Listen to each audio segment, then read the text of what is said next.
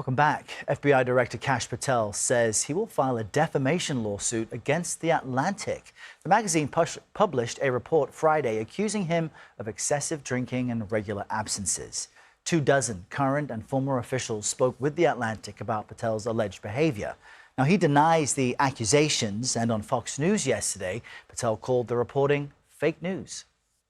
If I'm not doing my job, if I'm not working, then how is it that the FBI delivered the safest America under President Trump's leadership in the history of our country? We are not going to take this laying down. You want to attack my character? Come at me. Bring it on. I'll see you in court. Patel now faces growing calls from Democrats to resign.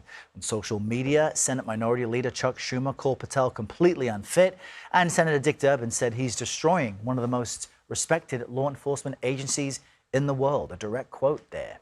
CBS News legal reporter Katrina Kaufman joins us now in studio to break this down. Katrina, good morning. We saw the FBI director quite upset at this reporting, but in some ways is calling more attention to it by threatening to sue. What can you tell us?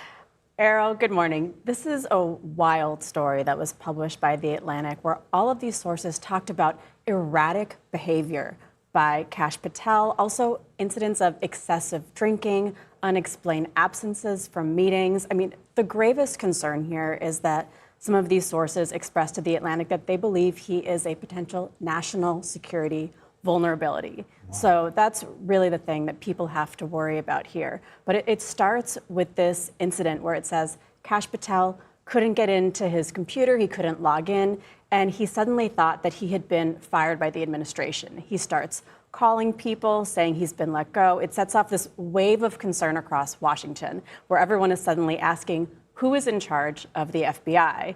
And the White House ultimately says Kash Patel, like he had not been fired. It was a technical issue. But this is just the anecdote that they lead into this story with. And you hear all these stories about times where his security detail, they couldn't reach him. One time they requested something called breaching equipment.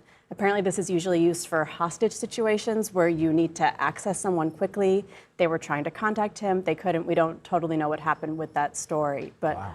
All of these tales about his drinking, just concern that is being expressed now by about 24 officials to The Atlantic.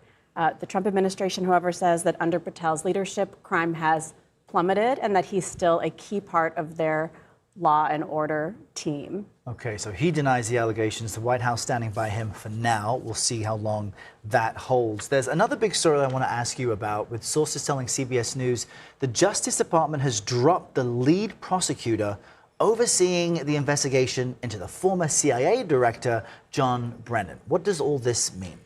Yeah, so there's been this changing of the order. A new attorney, Joseph DeGeneva, has been sent down to Florida to work on the investigation into John Brennan. The top prosecutor who was handling that has now been moved. A source told CBS that she was concerned about the evidence for that case. So there's now been a reshuffling. This is a former attorney of President Trump. He was part of the litigation related to the 2020 election. So he will now be heading this up. Someone else who's down there, too, is a law clerk of Judge Eileen Cannon. And just as a reminder, she's the judge who presided over the classified documents case. So one of her former clerks was working with Todd Blanche at DOJ. He's now being sent down to Florida, too. And it's said that there is actually potentially a grand jury proceeding that will happen in Fort Pierce under Judge Cannon's court, the same judge who dismissed one of the key cases against President Trump. So we're seeing these familiar names kind of convening around this very important investigation to the president. And sounds like some Trump loyalists all looking into John Brennan. Remind us why he's being investigated, just in our last few seconds. This is related to the intelligence community assessment that Russia interfered in the 2016 election. And they're trying to say that he potentially lied in Congress. And President Trump did not like that report at all. Katrina, no, he did not. So much to go through this Monday. Thanks so much for being here for it.